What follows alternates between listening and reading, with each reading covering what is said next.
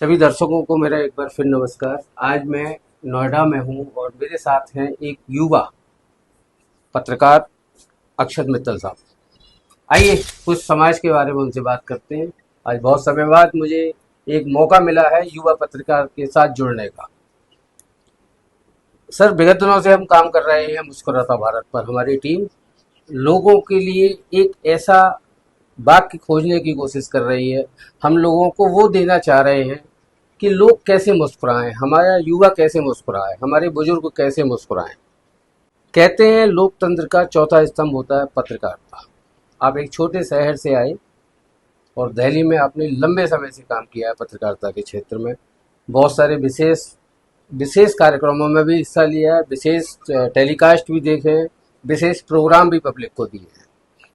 तो सबसे पहले तो मैं मुस्कुराता भारत पर आपसे पूछूंगा, ये हमारा किस तरह का प्रोग्राम है? सबसे पहले तो आपको बहुत बहुत शुभकामनाएं मैं देना चाहूँगा मुस्कुराता भारत के लिए। मुझे जो आपने बताया है कि इससे पहले ये आपकी तीसरी इंटरव्यू की सीरीज़ है और आप काफ़ी सारे लोगों के इंटरव्यूज़ लेते हैं, और सबसे अच्छा जो आपका काम है वो ये है कि आप ग्राउंड रियलिटीज़ पे जाते हैं, आप उस पे बात करते हो, जो बहुत ही रेयर है आज के समय पे।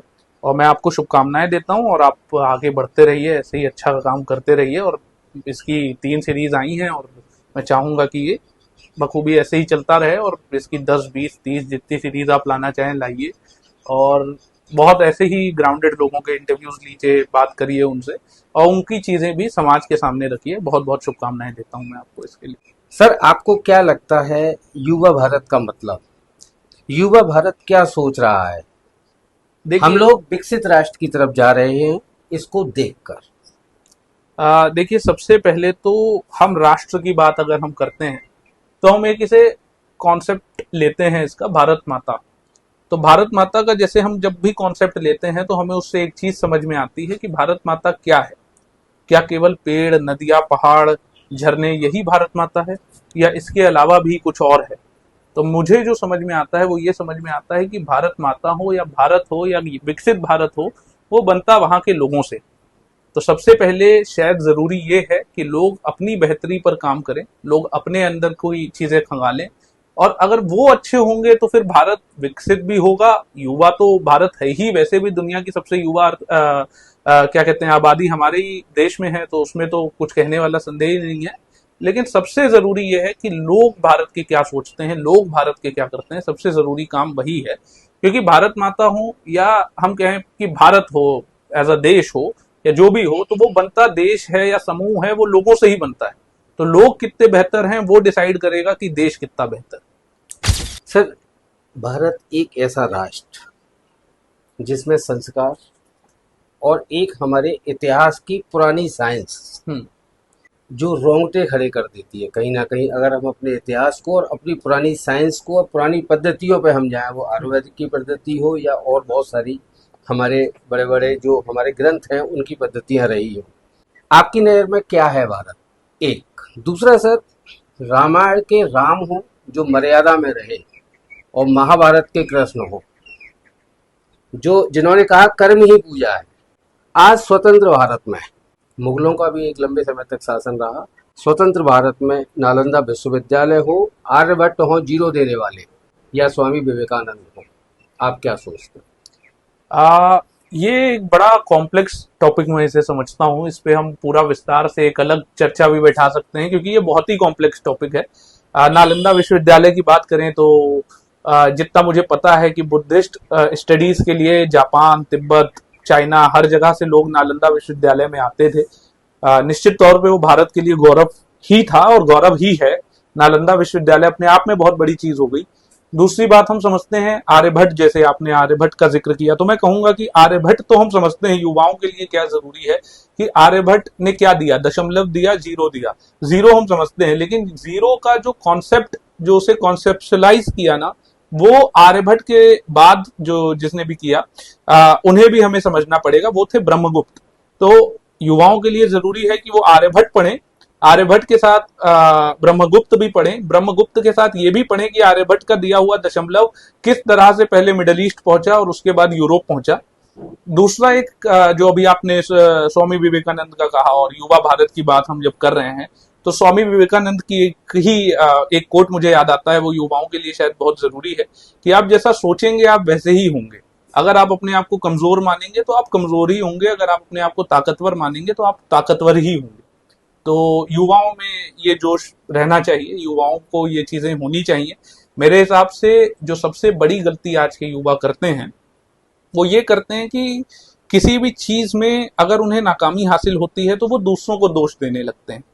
तो ये वही बात है कि ताउम्र ये भूल करता रहा गालिब, कि धूल चेहरे पे थी और आईना मलता रहा। मलता है। और कभी भी, मैं हमेशा कहता हूं कि कभी भी अगर आपकी समस्याओं के लिए कोई और जिम्मेदार है भी तो भी आप उसका कुछ नहीं कर सकते। अगर आप किसी के साथ कुछ कर सकते हो तो वो अपने साथ है, और अपने साथ आप जो चीजें कर सकते हो आपको उसी पे ध्यान देना चाहिए, क्योंकि जो आप जिस पे आपका कंट्रोल नहीं है वो चीजें आप कर ही नहीं सकते, तो उस पर ध्यान देने का कोई मतलब भी नहीं।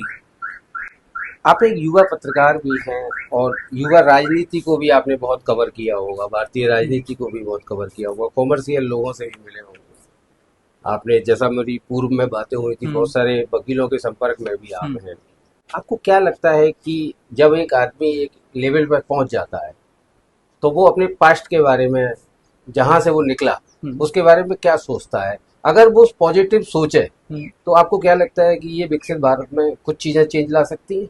देखिए, अब सबके बारे में तो मैं इस पे टिप्पणी करना बहुत ही अनुचित रहेगा कि जनरलाइज करूं मैं सर, इस मैंने टॉपिक एक को, पत्रकार होने के नाते लेकिन हाँ, वही मैं एक मोटा माटी अनुमान जो मैं बताऊं तो उसमें मुझे ये समझ में आता है कि ग्राउंडेड रहना बहुत जरूरी है, आप चाहे जिस भी पद पे पहुंच जाओ। क्योंकि बात वही है कि पतंग की ऊंचाई नहीं होती, क्योंकि पतंग की ऊंचाई किसी और के हाथ में डोर होती है, उसकी कभी भी कट सकती है। ऊंचाई, ऊंचा होना है तो पेड़ की तरह होना चाहिए कि जमीन के अंदर भी उतना ही रहो जितना ऊपर हो।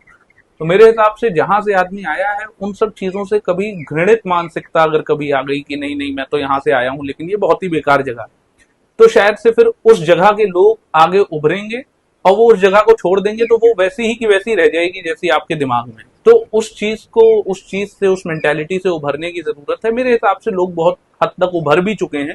लोग अब अपने पैतृक गांव का नाम अच्छे से समाज में लेते हैं। एक समय जरूर मैंने ऐसा देखा था जब लोग अगर किसी छोटे कस्बे से होते थे तो उसके आसपास के बड़े जो कस्बे, जिले होते थे या बड़े जो शहर होते थे उनका नाम बताते थे कि मैं वहां से आया हूं।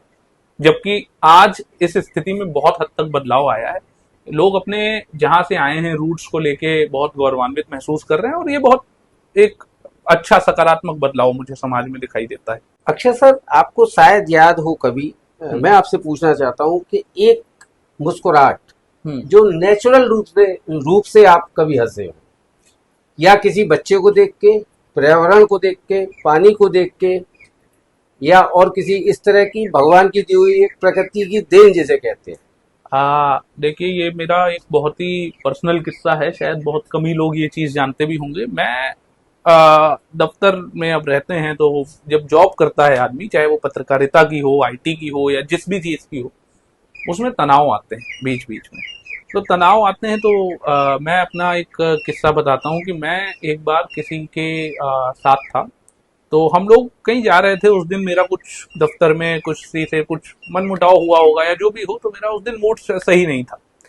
तो जब गए तो वहां पे जो शख्स मेरे साथ था उन्होंने एक जगह पे गाड़ी रुकवाई। निजामुद्दीन रेलवे स्टेशन के पास एक फ्लाईओवर है, वहां के नीचे लोग बैठते हैं।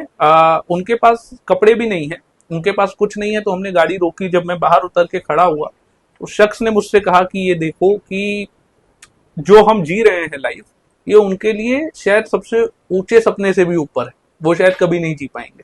तो हम जिन छोटी छोटी चीजों पे परेशान होते हैं या जिन चीजों को सोचते हैं, जिन चीजों को बूझते हैं, मतलब जिन चीजों के बारे में ज्यादा सोचते हैं, तो उस पे मुझे ये समझ में आई, वो चीज समझ में आई कि भाई ये चीज तो सच है कि शायद आज हम जो जिंदगी जी रहे हैं वो किसी के लिए सपना भी ना हो। सपना भी उसका यही हो कि हमें 2 टाइम की रोटी मिल जाए। तो मेरे हिसाब से निराश नहीं होना चाहिए। चीजें हैं, डिफिकल्टीज आती हैं, सब चीजें होती हैं, लेकिन वो टैकल डाउन हो जाती। मैं नारी शक्ति पे आऊंगा। अक्षय साहब, आपने जब अपने गांव में आप होंगे जहां से आप निकले, उस समय शायद आपने छोटी छोटी बच्चियों को रिबन बांधे हुए रेड कलर का देखा होगा। वो दृश्य आपने अब इस यहाँ पे आने के बाद कब देखा है? देखिए, मैं सबसे पहले तो ये कहूंगा कि रिबन बांधे तो आज भी कई कन्याएं मिल जाती हैं, उसकी तो कोई बात नहीं है, लेकिन सबसे बड़ी बात क्या मुझे जो क्या लगती है, महसूस होता है सर उस समय? मैं सही बताऊं तो इस देश की प्रगति में, इस देश में जब महिला प्रधानमंत्री बैठी तो उन्होंने भी दिखाया किस तरह से सशक्त नेतृत्व काम करता है, और महिलाओं ने हर क्षेत्र में बहुत अच्छा किया है।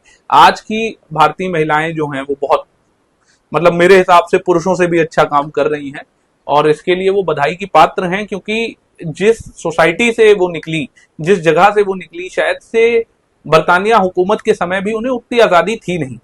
भारत में हमेशा से एक बहुत बड़ा टैबू माना जाता था महिलाओं का काम करना, फिर चाहे वो पुराने समय में आए बिल हो जिन्होंने उन्हें रिफॉर्म दिया हो, जिन्हें वो दिया हो। आज अगर हम दफ्तरों में भी संख्या देखें, मैं अपने खुद के दफ्तर की संख्या बताऊं तो वहां पे भी महिलाओं कर्मचारियों की जो तादाद है वो ज्यादा है।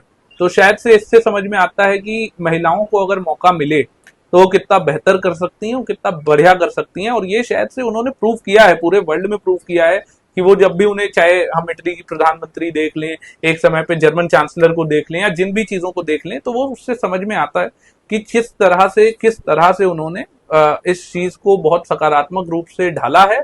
और पूरी दुनिया में अगर हम देखें तो महिलाओं ने अपने आप का लोहा मनवाया है, और ये चीज शायद एक सोसाइटी में रहते हुए एक पुरुष समाज को भी समझने के लिए बहुत जरूरी है कि महिलाओं का जब उद्धार होगा तभी एज अ होल पूरी सोसाइटी का उद्धार होगा। अक्षय साहब, एक अंतिम क्वेश्चन थोड़ा संक्षेप में रखना। मुस्कुराती नारी शक्ति हम्म और भारत अभी रिसेंटली चौथी अर्थव्यवस्था, हम्म एक पश्चिमी सभ्यता हम्म जो इस समय हमारे ऊपर कहीं ना कहीं हमारे युवाओं में हावी हो रही है, वो कपड़ों को लेके हो, मैं किसी पर टिप्पणी नहीं कर रहा, या खाने पीने को लेके हो, या कोरोना जैसी बीमारी जो आई जिससे हम लड़े और हम जीते। हम्म आपकी नज़र में आप पश्चिमी सभ्यता को अगर विकसित भारत में देखते हैं हम्म तो कहाँ खड़ी पाते हैं? एक एक क्वेश्चन मैं और करूंगा, जहां मैं आपका इंटरव्यू कर रहा हूँ, हम्म जब आप इधर हरे खेत देख रहे हो हम्म और एक तरफ बड़ी बड़ी बिल्डिंगें देख रहे हो, हम्म क्या आपको विकसित भारत कहाँ से दिखाई दे रहा है? क्या दिखाई दे रहा है इन हरे भरे खेतों में? लोगों को पर्यावरण का कितना ध्यान रखना चाहिए? देखिए, सबसे पहले तो मैं एक चीज कहूंगा, जैसे आपने पश्चिमी सभ्यता की बात करी, तो पश्चिमी सभ्यता पे सबसे पहले मैं कहूंगा, सभ्यता शायद ही संसार की कोई ऐसी सभ्यता हो जो बुरी हो। संसार में जितनी भी सभ्यताएं हैं, दुनिया में जितनी भी सभ्यताएं हैं जिनका पालन किया जाता है, वो सभी कहीं ना कहीं अपने तरीके से यूनिक हैं। और अगर कोई देश उन सभ्यताओं को अपनाना चाहता है तो वो भी गलत मेरे हिसाब से नहीं। ये मेरा अपना निजी अनुभव ओपिनियन हो सकता है, इस पे चीजें अलग भी, हर किसी का अलग ओपिनियन होता है। ये मेरे हिसाब से ये रहता है कि अगर कोई किसी सभ्यता को अपनाना चाह रहा है, किसी तरीके के कपड़े पहनना चाह रहा है, तो शायद से वो उतना गलत नहीं है। दूसरी बात जो आपने कही वो ये कही कि इस साइड का जो भारत है जो हरा भरा है, और एक इस साइड का भारत है जो बिल्डिंगों से ओतप्रोत है। तो ये अंतर है, क्योंकि अगर हम महात्मा गांधी की हम बात सुने तो वो कहते थे कि गांव की ओर भारत की अर्थव्यवस्था गांव से बढ़ेगी। वहीं अगर हम जवाहरलाल नेहरू की बात करें तो वो कहते थे कि इंडस्ट्रीज जो हैं, टेक जो है, वही भारत को आगे ले जा सकता है। दोनों अपनी जगह बहुत सही। अगर हम आज अपने पर्यावरण की बात देखें तो हमें लगता है कि शायद से ये वाली साइड जो भारत का है ना, ये बहुत जरूरी है क्योंकि ये हरा भरा है। लेकिन अगर हम तरक्की के उससे देखें, हम प्रति व्यक्ति आय के उससे देखें, हम उन सब चीजों से देखें, तो हमें लगता है कि नहीं, वो इंडस्ट्री वाला पार्ट जो है वो ज्यादा अच्छा है। तो इन दोनों का सामंजस्य बनाना बहुत जरूरी है। जैसा आपने यहाँ पे देखा भी, इस साइड पूरा हरा भरा है, उस साइड बिल्डिंग्स हैं, उस साइड आप आगे जाएंगे तो वहां पे भी अब सामंजस्य बनाना इसका इतना जरूरी है। ये यहाँ पे वो साफ दिखाई दे रहा है कि एक साइड पे खेत खलियान है, एक साइड पे बिल्डिंग्स हैं जो जहाँ पे टेक वर्कर्स काम करते हैं या और भी इंडस्ट्री के लोग काम करते हैं। तो यही एक कॉन्सेप्ट था भारत का, जो मिली जुली अर्थव्यवस्था है, यही भारत की ग्रोथ का कारण बनी है। हम अगर आज भी देखें तो हम जितनी बड़ा भारत का ज्योग्राफी है या भूगोल है, उससे अगर हम समझें तो हमें ये समझ में आएगा कि भारत जितनी बड़ी अर्थव्यवस्था जो उस समय पे आजाद हुई, 1947 के बाद जो आजाद हुई, वो जिस कॉन्सेप्ट पे आगे बढ़ी, वो शायद इसी की वजह से है कि हम वियतनाम वाली स्थिति में नहीं आए। हम सिंगापुर में सुकार्नो के बाद, या हम कहीं पे भी देखें, ली कुआन यू और जितने भी विदेशी नेतृत्व था, वहां पे हमें ये चीजें समझ में आई कि भाई भारत के लिए क्या विकल्प बेहतर थे। तो जो आपने बात कही वो बिल्कुल सच है। ये भी जरूरी है और ये भी जरूरी है, और इन दोनों के साथ ही भारत का समग्र विकास होना संभव है। बहुत बहुत धन्यवाद सर, आपने हमको समय दिया। Thank you. बिल्कुल, बहुत बहुत धन्यवाद आपका भी।